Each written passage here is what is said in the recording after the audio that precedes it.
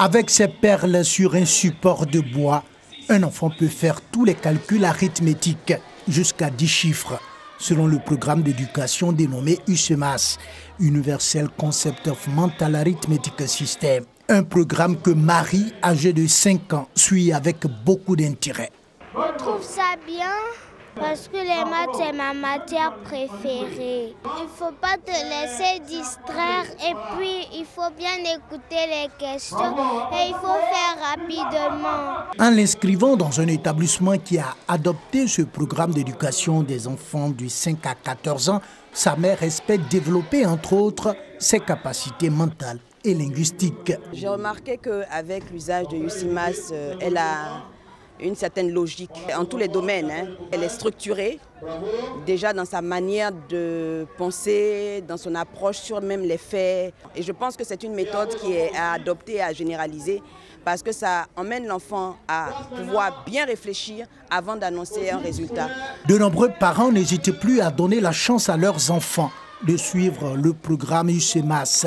Pour les responsables du premier établissement scolaire en Côte d'Ivoire à adopter ce programme d'éducation, l'efficacité du UCMAS ne fait l'ombre d'aucun doute.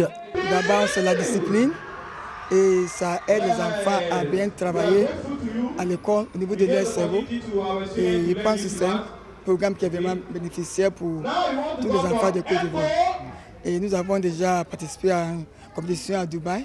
On avait gagné les prix pour la Côte d'Ivoire. Nous avons adopté le programme il y a de cela 3 ans. Déjà, les enfants de plus bas âge de commencer, n'est-ce pas, à faire des calculs rapides, quel que soit le nombre.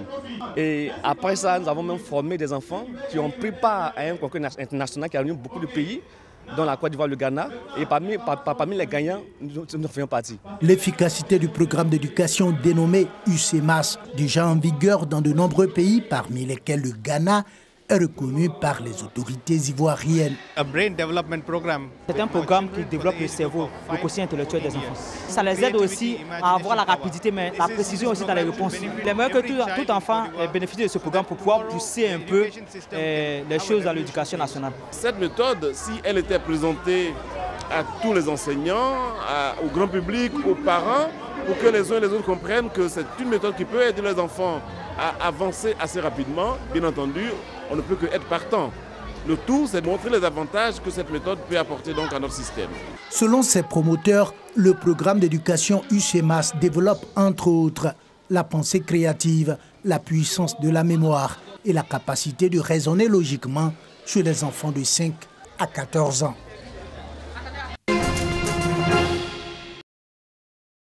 Cocody de Plateau Vallon, c'est dans cet atelier de couture que Dame Emmanuelle Makodibi travaille du lundi au samedi à la recherche de son gagne-pain.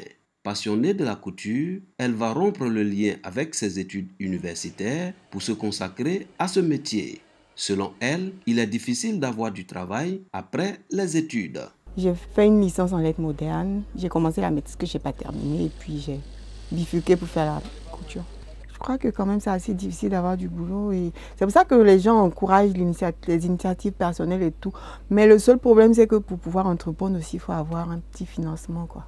Les statistiques récentes en Côte d'Ivoire sur le marché du travail relèvent un faible taux de chômage estimé à 5,3% en 2013 contre 2,8% en 2016. Ces données issues de l'enquête emploi indiquent que les jeunes filles sont les plus vulnérables, comme Fatoumata Berté, titulaire d'un brevet de technicien supérieur en communication d'entreprise. Elles sont nombreuses à faire face au chômage. Après plusieurs stages d'embauche sans suite favorable, elle a opté pour le commerce de vêtements pour joindre les deux bouts. On dépose des CV dans les entreprises, on ne te prend pas, souvent on te prend sous contrat 6 mois, 1 an et bon, tu n'es pas déclaré même à la CNPS. Si dans le cas contraire que l'embauche est devenue de plus en plus rare de nos jours en Côte d'Ivoire ou bien de plus en plus sélectif.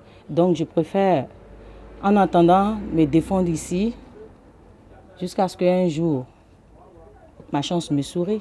La recherche du boulot après la formation est un casse-tête pour de nombreuses jeunes filles. La situation les amène souvent à s'orienter vers de petits métiers. Fawziat Odonou, elle, a mis fin à ses études en classe de 3e pour éviter d'être confrontée au chômage. Au marché de Belleville à Treichville.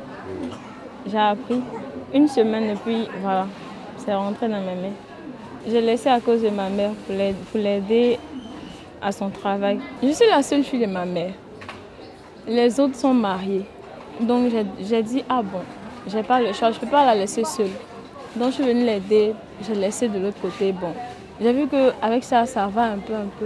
Un rapport de la BAD, Banque africaine de développement, annonçait un taux de chômage entre 70% et 90% en Côte d'Ivoire. Le gouvernement ivoirien promet chaque année plus d'1 million d'emplois à la jeunesse, d'où la création d'un ministère dédié à l'emploi des jeunes. Mais en attendant, de nombreuses jeunes filles diplômées s'adonnent à des petits métiers, espérant un jour avoir un vrai travail. Dans les rues de Samarcande, la nouvelle police dédiée aux touristes patrouille en gyropode. Les jumelles Fatima et Zohra ont une double mission: choyer les visiteurs étrangers et incarner la récente politique d'ouverture menée par l'Ouzbékistan. Nous sommes diplômés de l'Institut des langues étrangères de Samarcande. Nous parlons anglais, russe, ouzbek, persan et japonais. Et nous parlons aussi turc. Depuis la mort, fin 2016, du président autocrate Islam Karimov, les mesures de sécurité ont été assouplies et l'obligation de visa a été annulée pour les ressortissants de 7 pays, dont le Japon et Israël. Le nombre de visiteurs étrangers a augmenté de 25% entre 2016 et 2017. Bien sûr qu'il faut s'ouvrir pour que les touristes viennent chez nous, qu'ils soient comme des frères et des sœurs, qu'ils fassent partie de la famille. Nous adorons les touristes. Quand ils viennent, c'est la joie. L'an passé, 2,5 millions de touristes ont visité le pays. D'après certains analystes, ce chiffre pourrait être multiplié par 5 si les autorités continuent sur la voie de l'ouverture. Jusqu'à présent, le régime sans visa est introduit pour 7 pays. Mais il est évident qu'il y a au moins 30 ou 40 pays dans le monde dont les citoyens sont prêts à se rendre en Ouzbékistan. Si nous leur accordons également un régime sans visa, ce sera un facteur très important qui contribuera à développer le tourisme.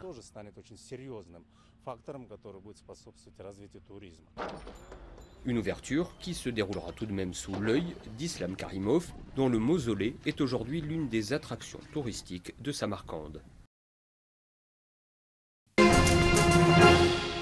En mai 68, tout ça, là, tout le long, tout autour, c'était que des tables, des tracts, des affiches. Et puis au milieu, vous aviez les gens qui se promenaient. Pour cette ancienne étudiante de la Sorbonne, et comme pour beaucoup de Français, mai 68 résonne encore comme une clameur libératrice, portée par des hommes et des femmes qui rêvent alors de faire la révolution prolétarienne. Mais même dans les cortèges, le machisme est présent et les manifestantes prennent petit à petit conscience qu'elles doivent aussi se battre pour leurs propres droits. À l'époque, Hélène de Gainsbourg délaisse sa vie bourgeoise pour militer dans les usines. Il y avait une libération du corps, de la parole, de la rage, du désir, on va dire, carrément. Mais en tant que femme, jeune femme, il n'y avait absolument aucune place. Ne serait-ce que dans les assemblées générales, dans les réunions, les hommes prenaient la parole et les femmes, non. Et ils la gardaient. Pas d'interdit clairement énoncé aux femmes, mais dans son groupe d'extrême gauche Mao, tous les mots d'ordre, les tracts sont élaborés par des hommes. C'était plus la reproduction patriarcale, c'était l'oppression par des jeunes hommes de notre âge, on va dire les compagnons, les frères, on n'était pas à égalité. Sur les pavés de mai 68, les femmes engagées résistent à leur manière. C'était un féminisme en acte, d'une certaine façon, mais on n'était pas dans un langage féministe, on n'était pas dans un discours féministe. Le déclic, ça a été de prendre conscience que des questions que je croyais être seulement les miennes étaient en fait collectives et partagées par d'autres.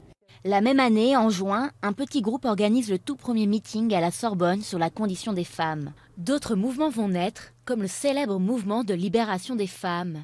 Le MLF est issu de mai 68, mais en même temps est une rupture avec mai 68. Il a fallu que nous disions aux courants gauchistes ou aux organisations gauchistes pour celles qui y appartenaient, bon alors écoutez les mecs, ça va, Maintenant, c'est nous qui allons dire ce que nous voulons, ce que nous désirons. Dans votre affaire de jouir sans entrave, de baiser tous azimuts, de faire ce qu'on veut avec son corps, c'est votre libération à vous d'hommes, c'est pas la libération des femmes. Une prise de parole importante dans la lutte pour l'égalité entre les hommes et les femmes.